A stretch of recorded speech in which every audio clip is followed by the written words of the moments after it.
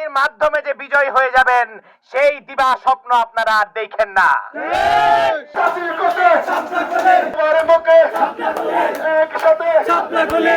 আমরা সরাইল, আশুগঞ্জ ও বিজয়নগরে যেখানেই যাচ্ছি সেখানে মানুষের যেইভাবে স্বতঃস্ফূর্ত আহ্বান এবং সারা আমরা দেখতে পাচ্ছি, আমরা খুব স্পষ্টভাবেই বলতে পারি যে সরাইল, আশুগঞ্জ এবং বিজয়নগরে এবার শাপলাকলি ভূমিধস বিজয় অর্জন করবে। কিন্তু একটি দল এটা বুঝতে পেরে এখন পাগল প্রায়। আমার পূর্ববর্তী বক্তা একটু আগে বলে গেলেন ভোট ডাকাতি তারা নির্মাণে নাম্বার 1 শাহ সিমেন্ট আগেও করেছে, কিন্তু এখন যে নতুন ভোট ডাকাতের আমদানি হচ্ছে তারা কিন্তু আমাদের কারো কাছে অপরিচিত না। আপনাদের মনে আছে অতি সম্প্রতি আওয়ামী লীগকে পুনর্বাসন করার দায়িত্ব কারা নিয়েছে? আমরা দেখছি দলে দলে আওয়ামী লীগের লোকজন কোন দলে প্রবেশ করছে। অতএব যদি সুষ্ঠু নির্বাচনের মাধ্যমে বিজয় হওয়ার আশা আপনারা ছেড়ে দেন, তাহলে ভোট ডাকাতির মাধ্যমে যে বিজয় হয়ে যাবেন সেই দিবা স্বপ্ন আপনারা আর দেখেন না। শাপলাকলির পক্ষে যে গণজোয়ার তৈরি হয়েছে, আমাদের জনগণ, আমাদের ভোটাররা, আমাদের স্বতঃস্ফূর্তভাবে যারা সমর্থন করে তারা সকলেই ভোট কেন্দ্র ডিক্লেয়ার হওয়ার আগ পর্যন্ত পাহারা দেবে ইনশাআল্লাহ। আমরা অনেক প্রার্থীকে দেখতে পাচ্ছি তারা এখন নির্বাচন কমিশনকে, রিটার্নিং অফিসারকে বৃদ্ধাঙ্গুলি দেখায়। তারা নির্বাচন আচরণ বিধি লঙ্ঘন করে, কালো টাকার ছড়াছড়ি করে, টাকা দিয়ে মানুষ এনে মানুষকে বিভ্রান্ত করার চেষ্টা করে। কিন্তু আমরা জনগণের ভাষা বুঝতে পারছি।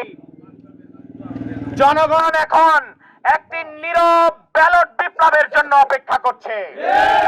আগামী 12 তারিখ সারাদিন শাপলাকলির পক্ষে এই ব্রাহ্মণবাড়িয়া 2 আসনে যে গণজোয়ার তৈরি হবে, এই গণজোয়ারের সামনে দাঁড়ানোর সমর্থ কোন জোটের প্রার্থী অথবা কোন স্বতন্ত্র প্রার্থী নেই। ব্রাহ্মণবাড়িয়ার জনগণ, বিশেষ করে সরাইলের জনগণ এখন আর আগের মতো নয়। এখন টাকা দিয়ে ভোট কেনা সম্ভব নয়। আপনারা জনগণের সাথে কি পরিমাণ প্রতারণা করেছেন জনগণ জানে।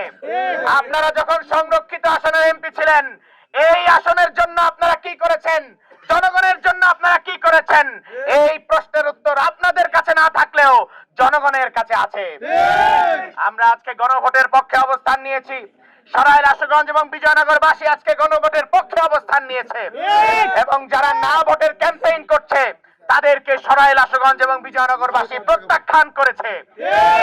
এই কথা যখন আপনারা বুঝতে পেরেছেন, আপনারা নানান রকম ভনিতা করছেন, উপরে উপরে বলেন হ্যাঁ ভোট, এবং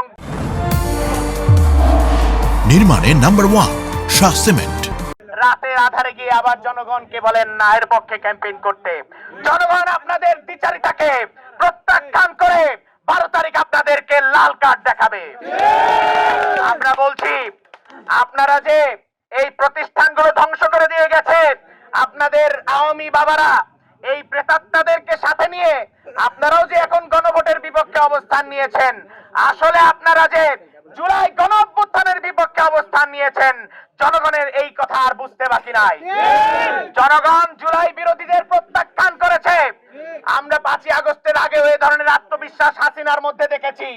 তারা বলেছে তাদেরকে কেউ হটাতে পারবে না, কিন্তু এই জনগণ, এই সর্বস্তরের জনগণ আবাবিল পাখির মতো নেমে এসে এই ফ্যাসিবাদকে সমূলে উৎপাটন করেছিল।